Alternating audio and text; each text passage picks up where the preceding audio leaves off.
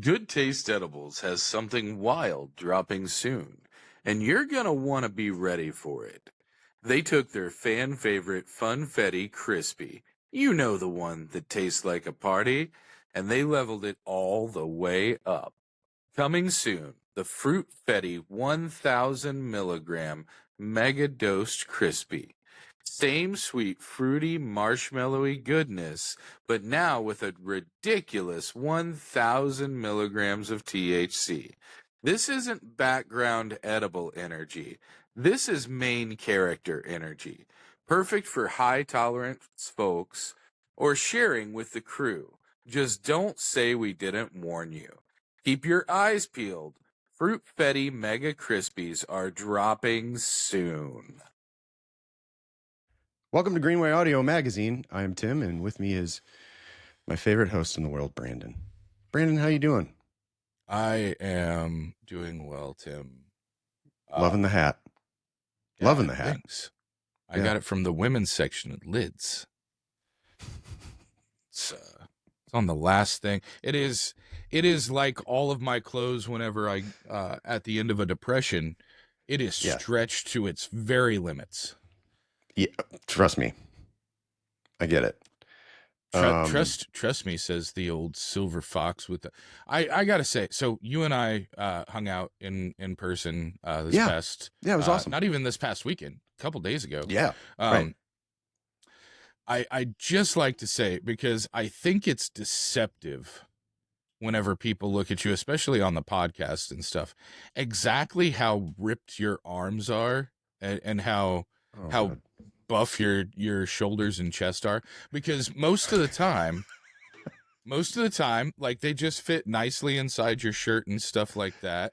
Yeah. And it doesn't look like you're a gym rat, but Tim is deceptively sexy. Like everybody understands. Like, everybody knows that you're the old silver fox, you're handsome and stuff like that. But this dude's in the gym every day at noon, and I know that because every day at noon I try and talk to him, and he's like, "Can't talk, fat guy," in the gym. just hangs up on me. And so I understand and respect that, because I would do the same thing. But I just wanted to point out, like, it'd been a minute since we had seen each other in person. I touched your shoulder in person the other day. I melted. I just sploosh. I just melted.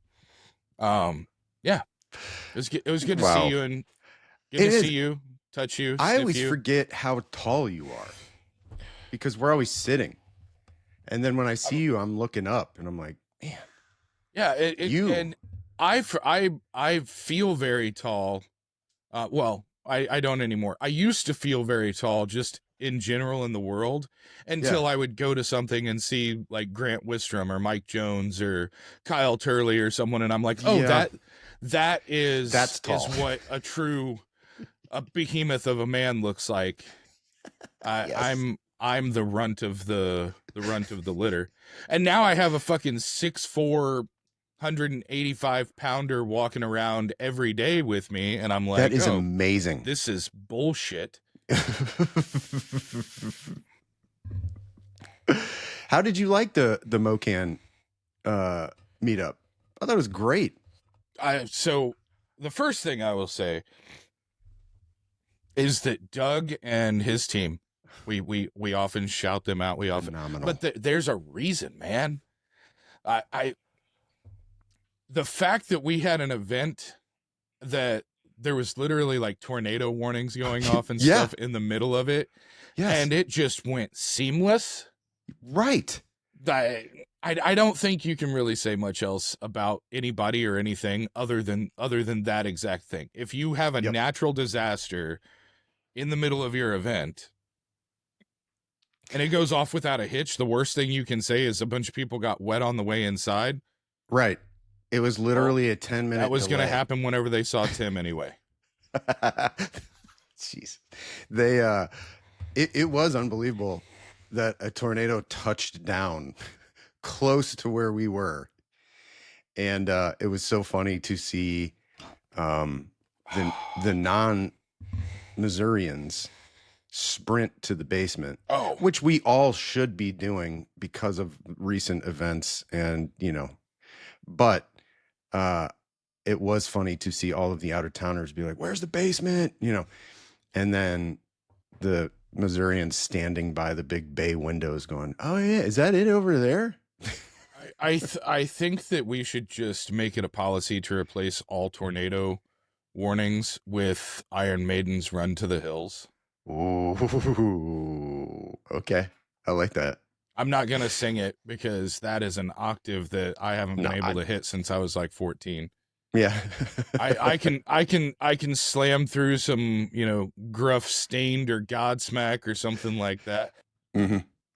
I'll tell you what, I got a lot of comments about the podcast. Did you? No. What? Are you serious? No, some people said some stuff. I try not to, as silly as it sounds, I try not to talk about me while I'm at those things because I want to learn about people. I want to, knock it out of the way quickly so that I can. Those are like rapid. That's window shopping to me. I'm like, okay, tell me about you. Tell me, elevator pitch. That way we can figure out how we're going to work together in the future as far as showcasing your team, your people, who we can interview, who we can showcase, what kind of events you've got coming up. And if I take the time to talk about Greenway or any of the things we do, then I lose X amount of time with each of those people to figure out how I can be helpful to them. So I really do like try and treat that. Somebody asked me, they're like, "Oh, did you have a good time?" I was like, I was productive. Like it was enjoyable. It was a great event. But I don't go out there to drink and, to do any of that stuff. I go out there because I seriously, I don't leave my house a whole lot. And whenever I go to an event, I want to genuinely make as many connections as possible and just let everybody know, like, hey, we're here because we want to work with you. We want to showcase your people. We want to tell your story. I know a lot of people in the Missouri industry specifically don't have PR or communications people. Mm-hmm. And everybody thinks marketing and communications and PR are the same thing, but they're not. A lot of times marketing is let's build your ads, let's build your social media presence, stuff like that. And so if you don't have somebody who knows like, hey, we should be reaching out, we should be doing these things. I just like to remind people that like, we want to help whether you ever spend $1 with us or not. Absolutely. And that's a really good place to do that is to, remind people that like, hey, if you know who we are and you've never spent $1 with us and you've never sent us a press release, start sending us a press release, start sending us your calendar events, all that type of stuff. But my favorite part, just real quick, because I know you've got a lot of cool things to talk about. My favorite part of the entire thing was the panel discussion about getting back to medical, because I think that's really where both the future and the origination of this industry comes from. Right. So I missed that. I was out being swarmed at the Curio Wellness table, but it was Michael Braunfein of Curio Wellness, Mitch Myers of Belief, Boston Dickerson. Mitch Myers was the moderator. Okay. And she did an exceptional job. I bet. I walked up to her afterwards. I was like, you ever want your own podcast? Like, I'll figure out a way to produce it and just have you interview people every week or a couple times a month, once a year, whatever you want, Mitch. I did spend some time with Mitch, and she immediately brought up the podcast and you. Mitch Myers of Belief. And Mitch Myers is fantastic. And I got to hear the story of Spuds McKenzie. Like the real it's one of my favorite stories. Oh, dude. She's rad. We got to have her on and have her explain it. It's mind-blowing. Mitch Myers of Belief, real quick. Mitch Myers was the moderator. Created Spuds McKenzie campaign at the age of 23. Mitch was the moderator. Michael was there. Dr. Trish Hereford was there. Our buddy Tyler from Robust was there. Boston from Show Me Organics, Maddie Piercy from Heartland, who's going to be on the podcast coming up soon, and Jonathan Rosenthal from Bell Rock Brands. Their Mary's Medicinals Yeah. was there. Okay. And Jonathan and Michael both have kind of similar experiences in how they got into the industry a little bit, I think, but also just kind of two separate and different approaches. I just really like the idea of getting back to the roots of cannabis and the Right. roots of wellness. You know, that's something that you and I have discussed a lot. A lot. Several people that we're big fans of in the industry make that a priority. And one of the things that we've tried to do with patients over the last couple of years is really focus on wellness as a concept, whether it's mental, physical, you know, lifestyle, whatever, just wellness, because happiness is part of wellness, you know, health is part of wellness, exercise, all of those things. And I've never been a fan of the term all use is medicinal use, but I'm a really big fan of the concept that any use of cannabis is a more positive way of dealing with stress or what have you than drinking alcohol or doing other drugs. It's probably a safer form of pain management. And so for whatever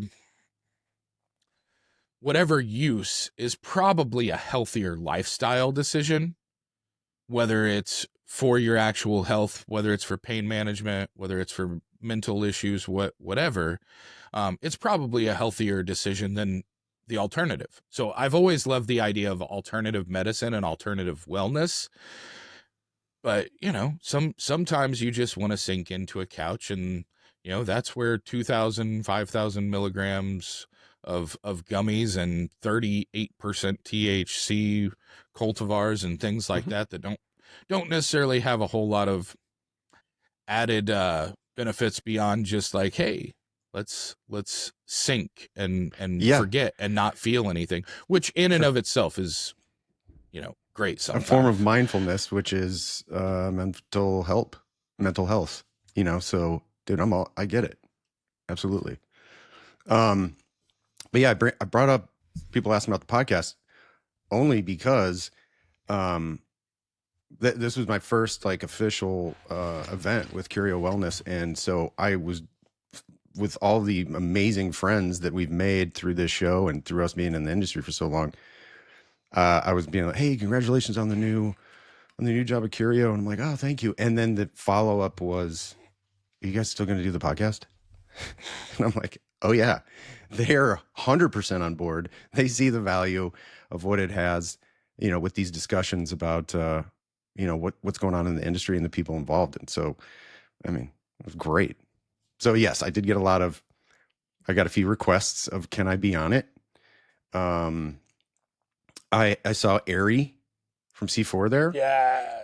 And that was always wonderful. And we also had somebody come up to me and say that they watched the episode with Ari and it made her go back and watch was it Project Runway? That's what she was on? No, not Project Runway. Yeah. It was? Yeah. Yeah. She said it made her go back and rewatch that season that Ari was on. And she goes, she was done dirty.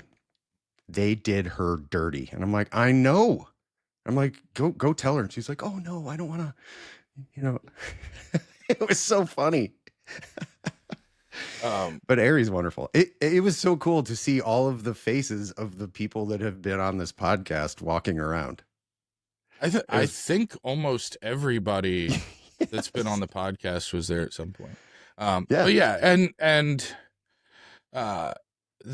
my favorite part of any of those events and things is seeing you know, people that, you know, obviously we know and are friendly with and stuff like that.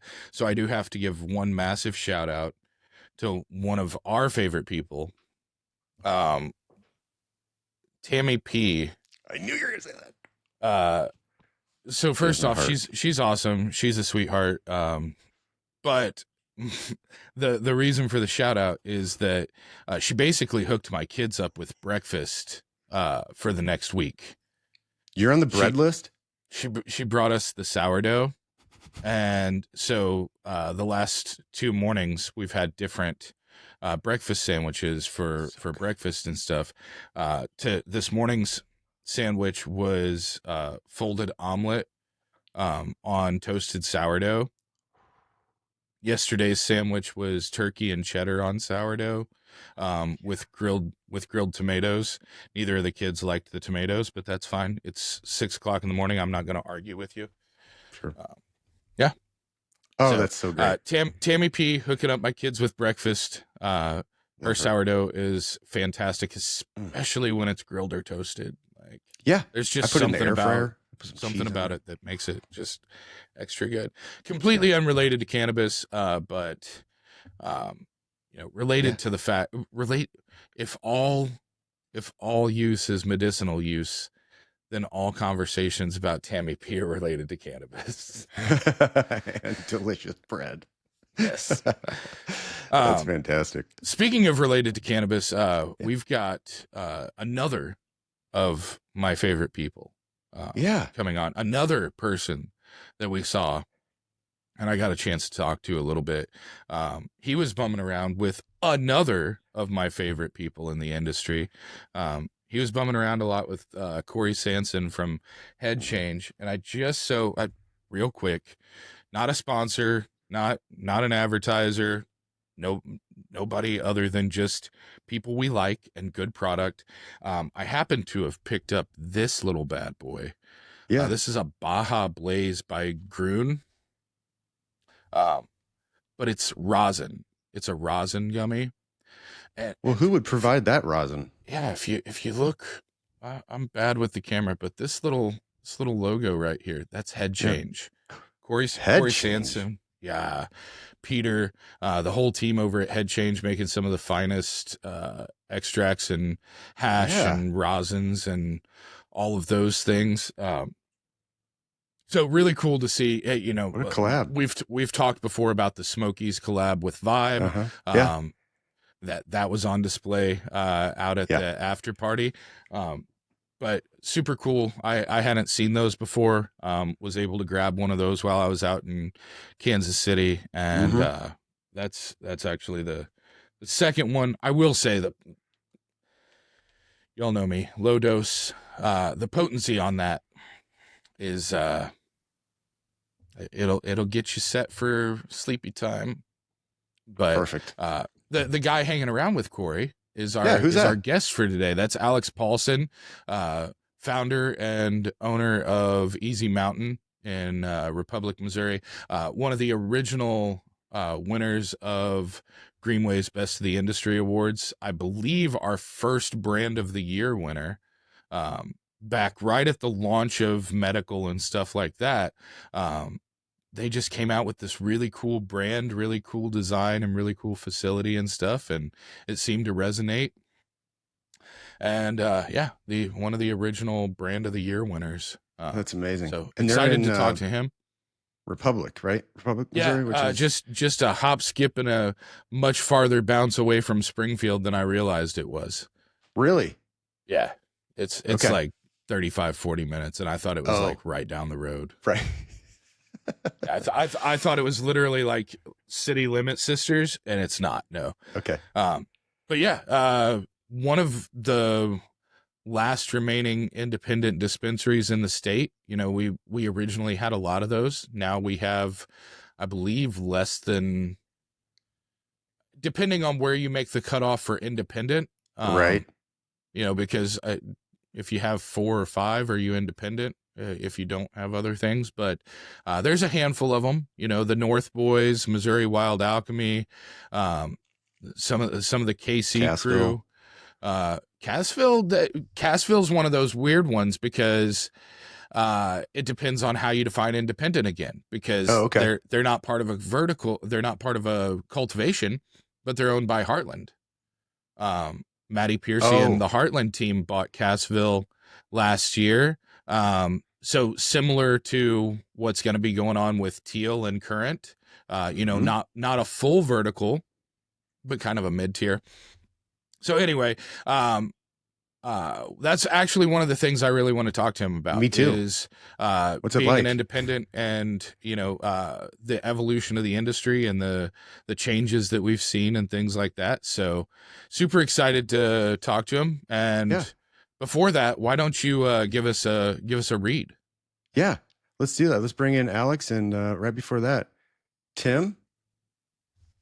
Blue Sage is now open in Belton, their first dispensary in the Kansas City area and 5th overall in Missouri. Located at 17015 Bellray Boulevard, Blue Sage Belton brings their signature deli-style experience to KC with the widest selection of Vivid Flower and first access to the latest drops. You've seen them in St. Louis. You've seen them in Lebanon, Carthage, Valley Park. Now it's time to come see your buds in Belton. Hey, we talk about the good stuff, they sell the good stuff. It's a perfect match. Browse the menu and daily deals at cannabisdeli.com. See you in Belton. Welcome back to Greenway Audio Magazine. We are here with Alex Paulson, owner and founder of Easy Mountain. That's right. Down there in Republic, Missouri. Thanks for having me, guys. I'm stoked to be here. Stoked to chat up Missouri cannabis with you folks. Heck yeah. Like right before this, Brandon and I were talking about what life must be like as an independent in this industry and in Missouri. Yeah. And you can definitely speak to that. I can. Well, and before we end this topic too, I want to ask you guys, because you guys probably know better than me, because you guys just work so intimately with so many of the operators. But I'm curious about how many of us there are left, because I'm always asked that. We were just talking about that. It's got to be, well, Brandon, go over your guidelines. So it depends on how you define an independent. First off, because there's independent dispensary, which has no connection to anything. And there's a limited number of those, a lot fewer than there used to be. There's also independent, like Current is getting ready to launch. They're tied to Teal. Heartland has Cassville now. And so there's a handful that are tied to, a cultivation or a manufacturing, but not necessarily both. And depending on the scale of those, I think is, maybe how you define independent too. Also, are you talking about one dispensary, or are you talking, only dispensaries? Because North has two. Missouri Wild Alchemy has one now, but they originally had two. And so in that regard, and then camp is the opposite of that. There's a few C4 camp, there's a few cultivators or manufacturers that have no relationships with dispensaries whatsoever. So as far as dispensaries, my view of dispensary is that it's not full vertical. Generally speaking, it's not tied to cultivation or anything like that. I would still say Heartland and whenever Current comes online are independents, because we know that manufacturers kind of struggle as much as anybody else sometimes, as far as supply and demand. In that regard, I want to pull up my list to double check this so that my numbers somewhat correct. But I believe out of the like 200 and some odd licenses that we have ATO on for dispensaries, I think less than 10% of them, or right about 10% of them, are independent operations. You're right.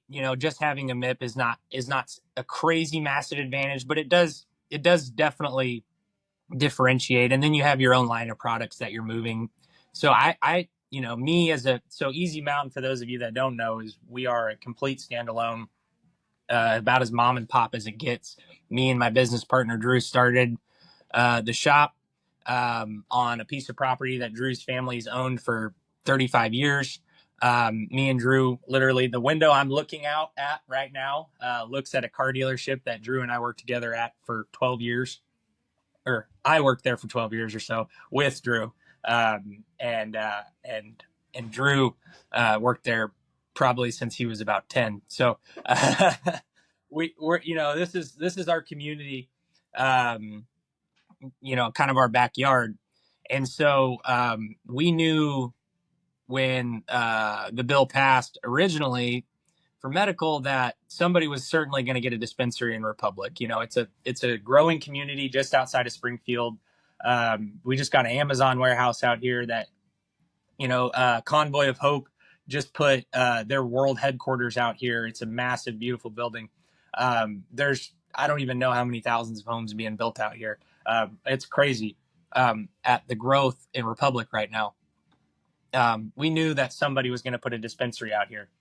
But we knew that it's probably only going to be one because it's not a community still that's large enough to have, probably multiple and then be thriving. So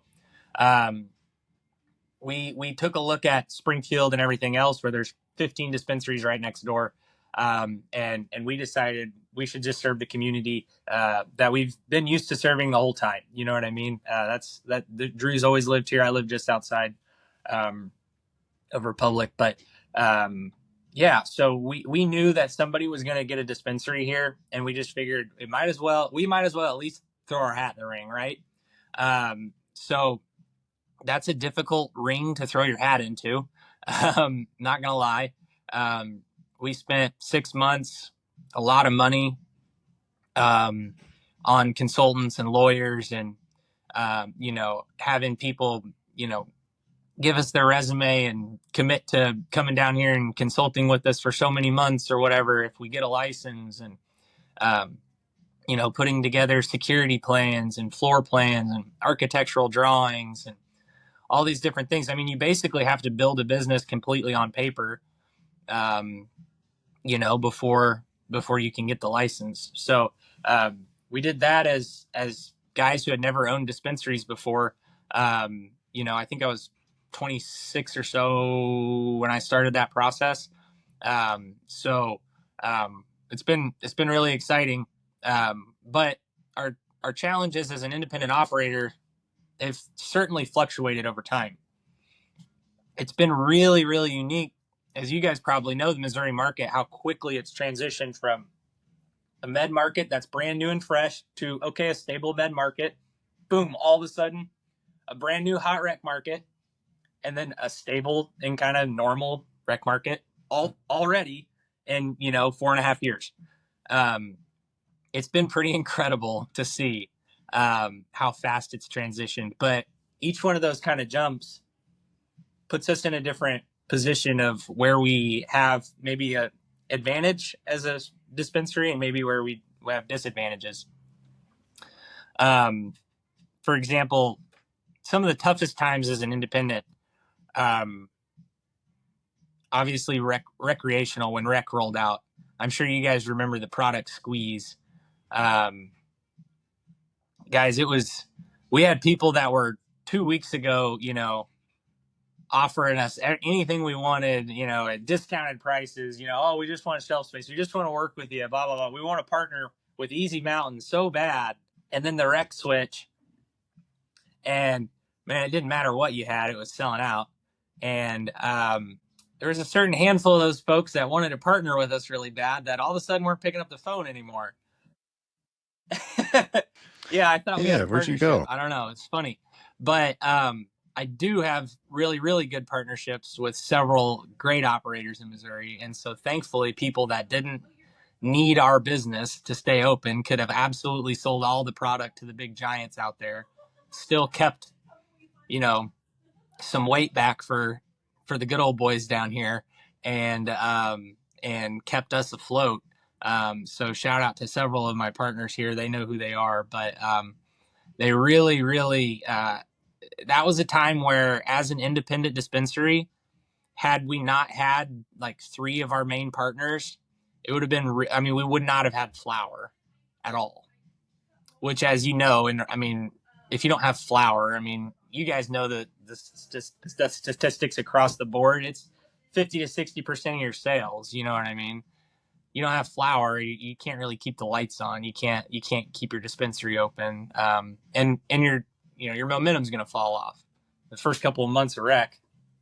So that was one of our biggest challenges. I could see that. So, Oh, sorry, Brandon, go ahead.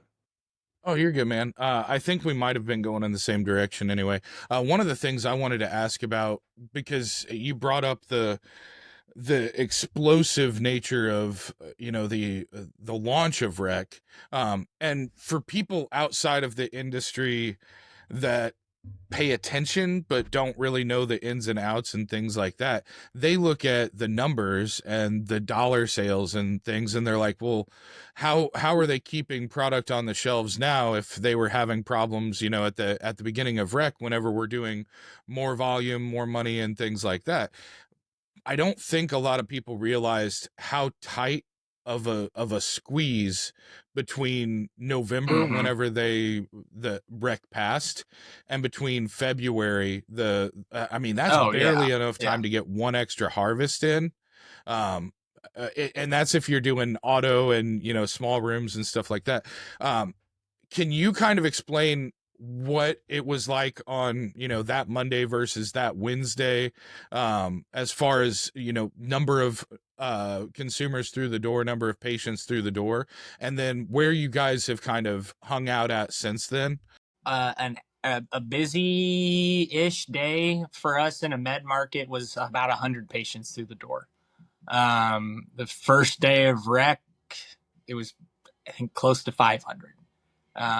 So, we nearly 5x'd immediately, um, and you think you're ready, you think you've built out, oh, we've doubled our POS stations, our staff knows it's going to be busy, but like, I love music, guys. I am obsessed with music. When I get in my car, it's all the way up and I'm jamming something, but for the first like 3 or 4 days of rec, when I would drive home from work, it was dead. I would keep no radio. It was dead silence. I would just drive home just like with 1,000 yard stare, because nobody was ready for it. Yeah. I mean, we just were not, we had no idea what it was going to be like to have a line out the door all day long from the second you open till basically when you're closing up, because people pay attention to that. So, um, it was wild.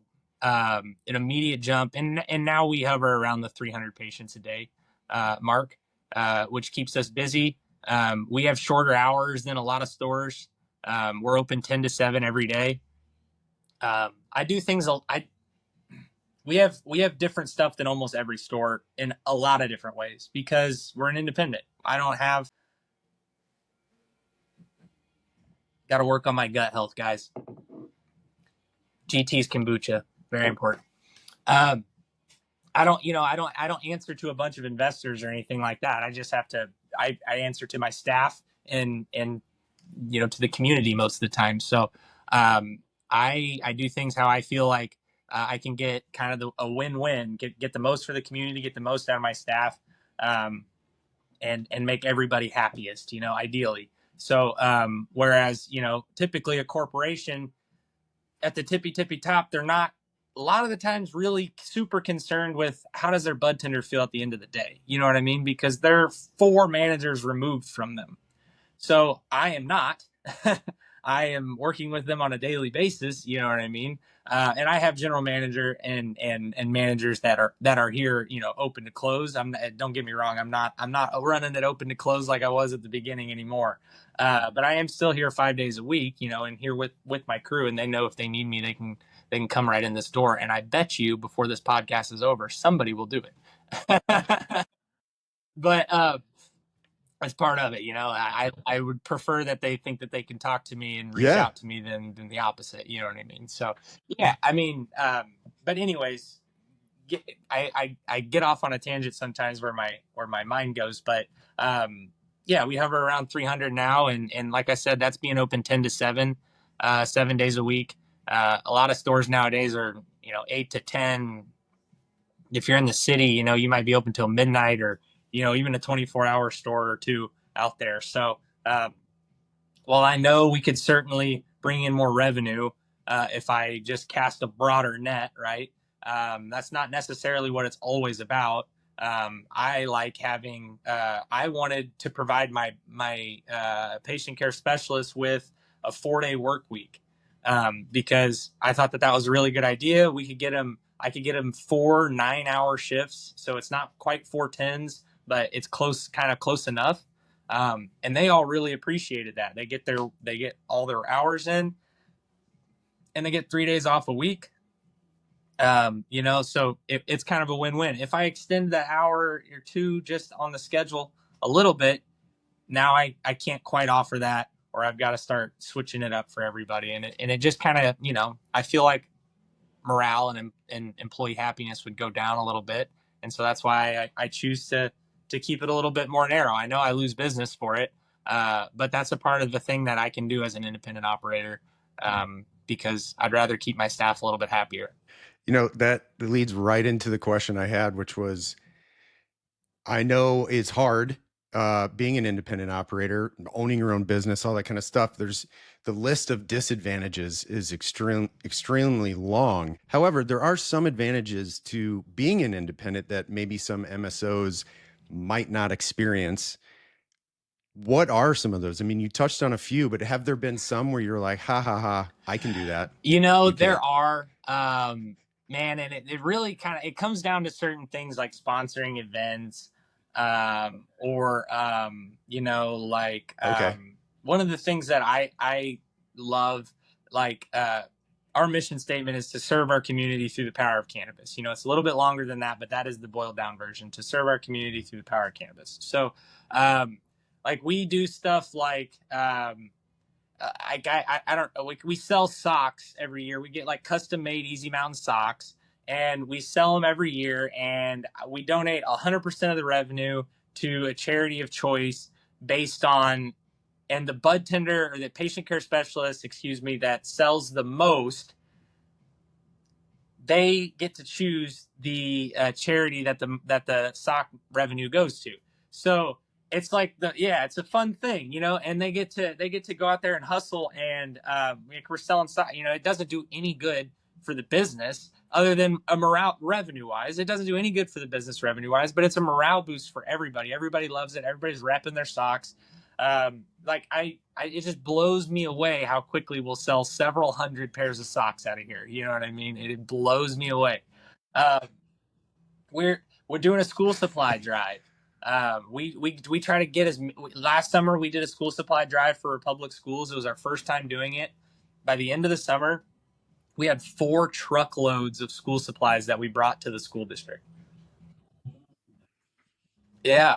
Holy cow, dude. Called them. That's amazing. So many different times, and we're like, hey, we are getting a lot of school supplies. We want you guys to be aware, because we would like for you guys to reduce what you asked the parents to bring in, because we think we're going to make a real dent, And they're like, yeah, just let us know, kind of type thing. And we're like, we're trying to let you know right now. And then when we pulled up with all of it, they were blown away. They were stoked. And so this year we're going to try to do it even better. So what we did last year was we gave away a couple of kayaks, which I thought was cool. We're down here in the Ozarks, so every person that brings in a school supply gets a free joint. So we have to go out to our suppliers and source those. Obviously, we can't, that would be extremely costly if we paid for each one of those. So we have got to make deals and everything like that. That's like our goodwill fund. A lot of dispensaries, they get free joints, they sell them, right? We get free joints, and we're like, okay, we're going to bait our customers into bringing us school supplies with them, because that's what it's more meaningful to me, and my mom was a teacher for 30 plus years. And I know how important it is. There was a time when I was a kid that my dad and his business did a little donation of school supplies, and that made a huge impact for our school. And so, I'm trying to maybe relive that a little bit, and make a big as impact as I can. So, but this year, one of the things that I kind of thought was a little bit of like this is cool, I don't think many other people would do this, was I bought a badass electric dirt bike. So that's what we're giving away this year. We stepped it up from a kayak, and we're giving away a badass electric dirt bike. So on the showroom floor in my dispensary in here, we have the dirt bike on display, and it says, win me, just bring in school supplies, type of thing. And of course, we're getting in tons of school supplies. Everybody's a winner because they get a free joint. They get to know that they're donating, to their local backyard. So we try to do stuff a little bit different and have fun. You guys need to come out to one of our vendor bonfires. We have these community bonfires that we have 5, 6, probably our last one was probably over 700 people that showed up. And we have 20 vendors and probably 20 cannabis vendors, and then probably another 20 local business vendors and artists and stuff like that, that just come out and set up booths, and we have a bonfire and we just hang out. And it's not like it's a smoking weed party because it's on our property, so you can't even consume at the thing, but it's just about supporting the community and putting on a little something to do on a Saturday, you know what I mean? And so we always have killer sales. The vendors always love to come out and hang out with our staff. Our staff's super cool. So it really helps that the crew is like legit. So if you're a brand rep, you automatically want to come down and hang out with the Easy Mountain crew. Here's kind of one of the things corporate would never do. So speaking of not being able to smoke weed on property, right? Well, next door pops up a house for sale. So I bought the house next door so that my staff has a place to go smoke weed on their breaks.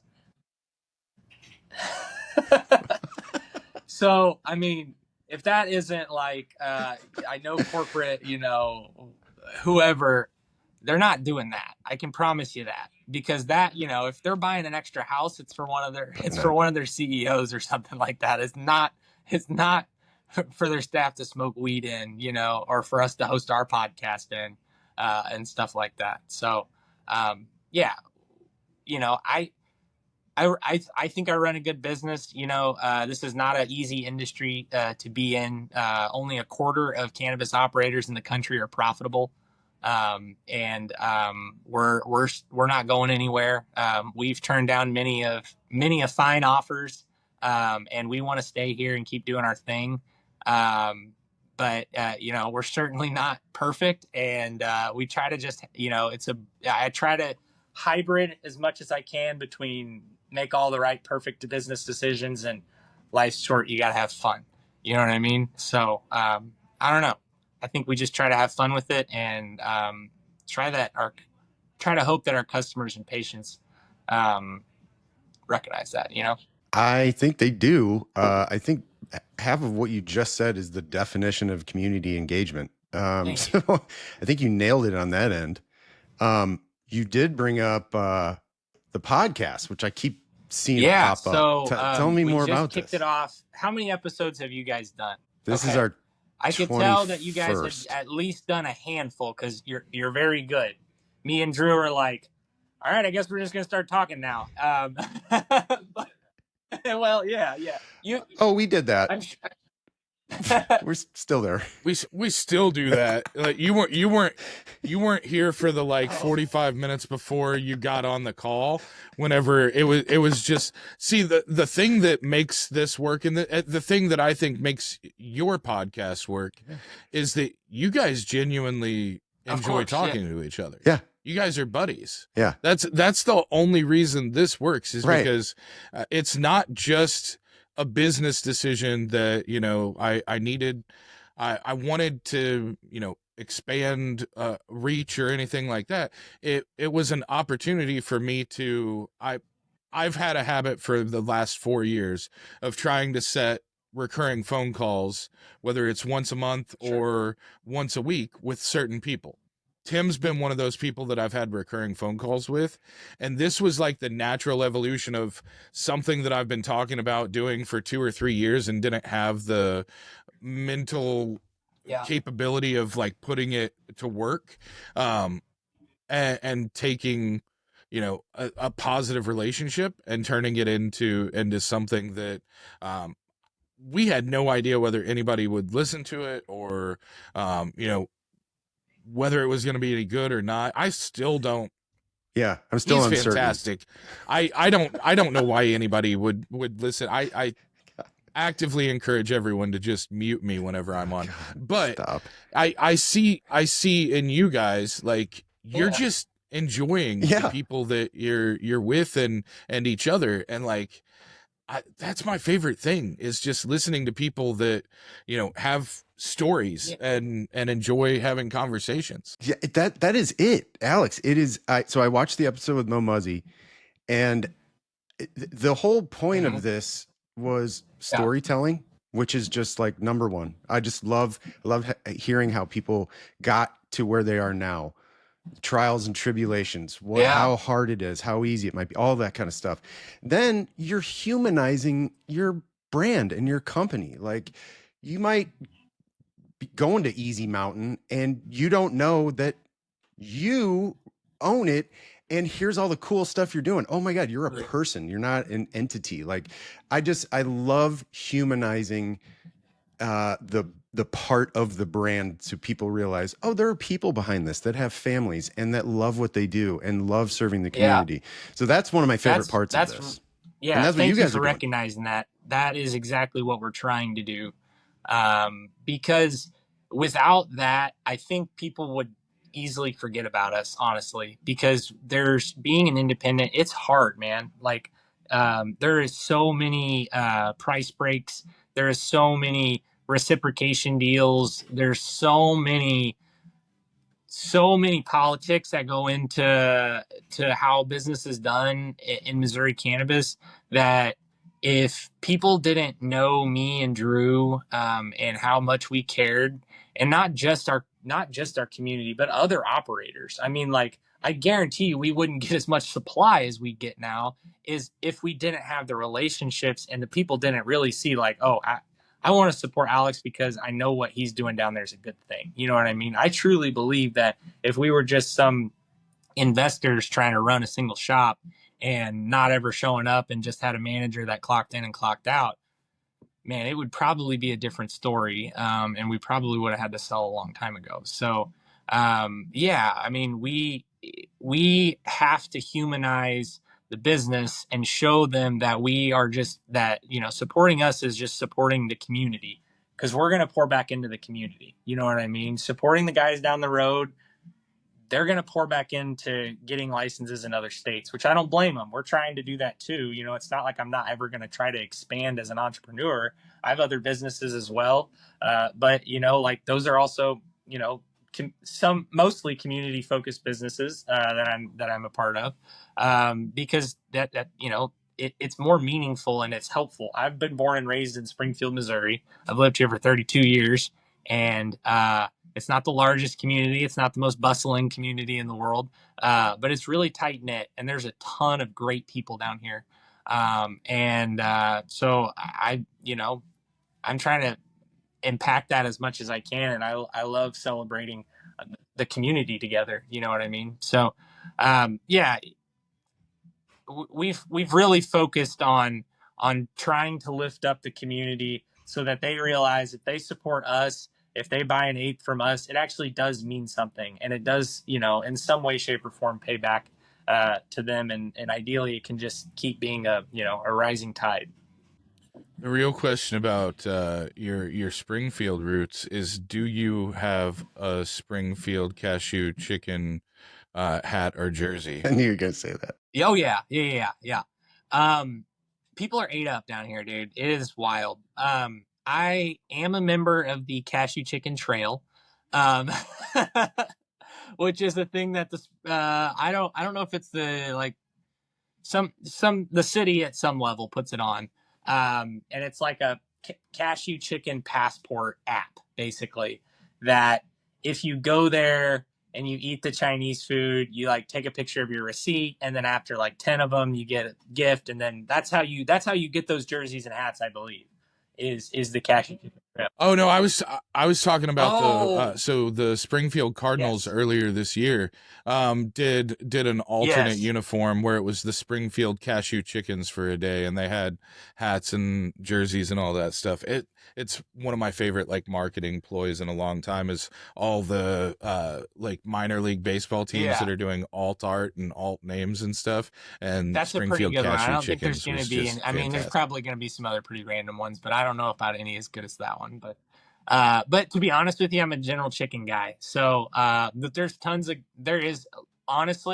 there is no Chinese food like Springfield. I know I live here, but if you guys really know me, you know that I travel all over the world all the time, and I eat food all the time. I am a foodie. Like 75% of the reason why I travel is to eat different good food.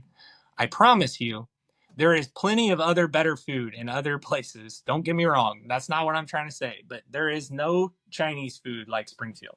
I don't know what it is, but Mr. Leong, who invented cashew chicken, the late Mr. Leong, he did a number on the Ozarks, and I thank him for it because we have delicious Chinese terps down here now. So it's like St. Louis pizza, like whether you like it or not. Yeah, it's different, and it's even the emos down here is not the emos up there. Yeah. You know what I mean? And it's only a couple hours away. But yeah, I agree. You're totally right about that. St. Louis pizza is very good. I'm a Giannino's fan. I wanted to touch on 3 things real quick before I forget about them. One, I wanted to point out that you guys have continued, even with rec, to refer to your retail staff as patient care specialists. From conversations with you, that's a conscious decision that you guys have made, both going into medical and extending through, because of the way that you guys are integrated into the community, and also the way that you revere cannabis. Number 2, building off of the same thing, I'd like to kind of talk about your branding and imagery and the roots of the Easy Mountain brand, and how that intertwines with the decision to say a patient care specialist instead of bud tender. And number 3 is the electric dirt bike that you have in your showroom, the one that you guys just reviewed on Friendco. First, because it's easiest. Yes. Those electric dirt bikes are awesome. If you're in the market, absolutely buy one. If anybody's watching this and they're interested in cars or in that type of stuff, follow my YouTube channel. It's Friendco. Thanks for the little plug there. We have a ton of fun. That's just a part of me living. That's the 50% of me where I'm living my dream, and doing that stuff. But my 15-year-old got into cars a little bit at a time over the last couple years. He kind of went from never giving 2 thoughts about a car to about 6 months before he got his permit. He started watching and listening and learning and stuff. And over the last year, like, he wants me to he tried to convince me to buy an 88 ZX Nissan the other day, because he wants to learn to drift. And so, like, it's gotten out of hand quick, is what I'm saying. But yeah, he's into Friendco. He's the one that I showed it to him one time, and then since then he's like, "Did you check out the new video? Did you check out the new video? Have you seen it yet? Well, did you see that F-150 Lightning? You like trucks?" Yeah, I'm like, yeah, you should see Alex's Raptor. That is so I mean, it's not like we have a crazy ton of followers, so it's like, that is so exciting and motivational when I hear that people actually like follow and get any level of entertainment at all out of us. Because honestly, like you guys said, that's exactly what me and my friends used to always do. We were doing that crap anyways. We were going to car shows together. We were working on cars. We were buying cars. We were flipping cars. We were being idiots. I had to censor myself. And okay, cool. All right. Oh, you don't have to censor yourself. But we were doing that stuff already, and so we figured, why not? So many people seem to be interested in kind of like what we had going on. So it's like, maybe if we put a little bit of effort into this, and it's turned into a lot of effort. It's a 20 to 30 hour a week job at this point. But we love it because it's what we would already want to do, anyways. But I do want to answer your questions because they're meaningful things, and so I do smoke a lot of weed, so I want to make sure I remember your question properly. When the first one was, we make a conscious decision for our staff to be called patient care specialists, and why is that? Yeah.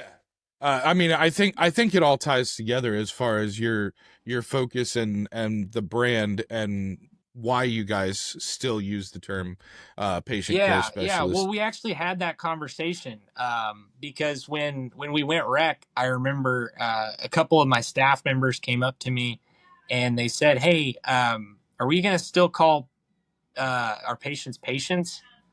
And I was like, "Yeah." And they're like, "Okay, just wasn't sure because, like, you know, a rec person's not really a patient." And I was like, "Oh yeah, I guess that's true." And then I thought about it and I was like, well, no, that's not really true, honestly, because just because you don't have a medical card doesn't mean you're not using your cannabis, you know, for somewhat of a medicinal purpose. We're all going through something. We all use something for a little bit of help through the day. You know what I mean?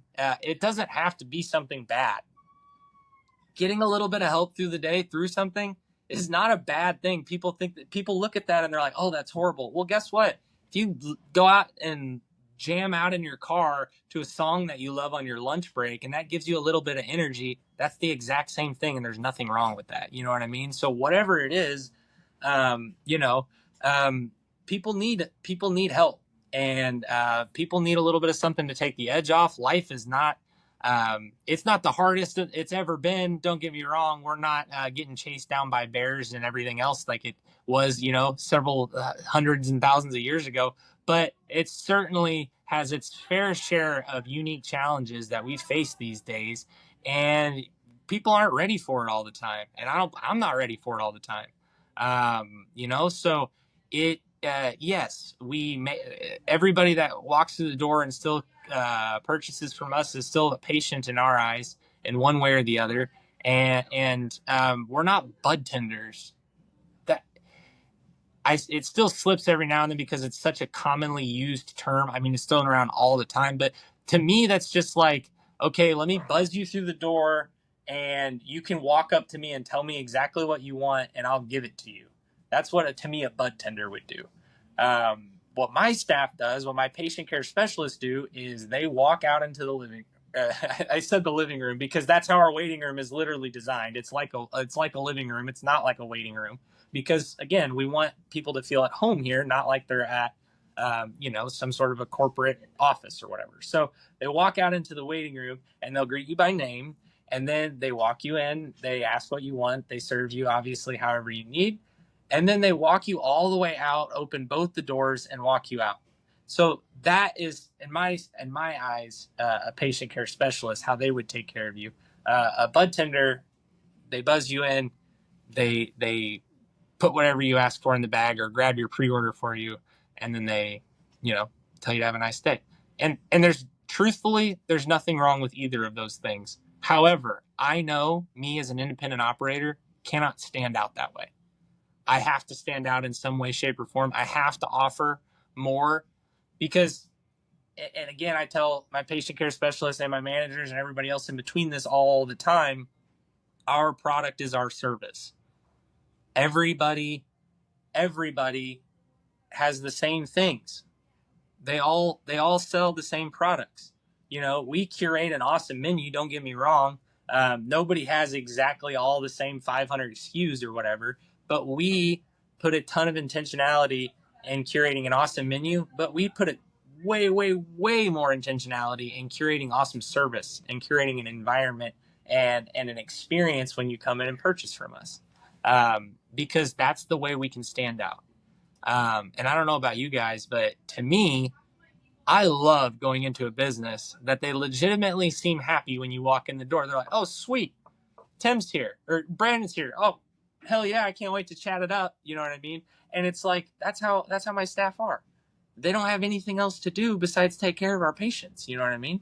So, and I try to make that intentional as well. I don't want them to have a bunch of other side work and stuff like that. We got chores. We got to keep the house clean. But other than that, we have to focus on our patients. And that's our day-to-day job every day. Well, and your initial, you know, interaction with the patient is saying their name.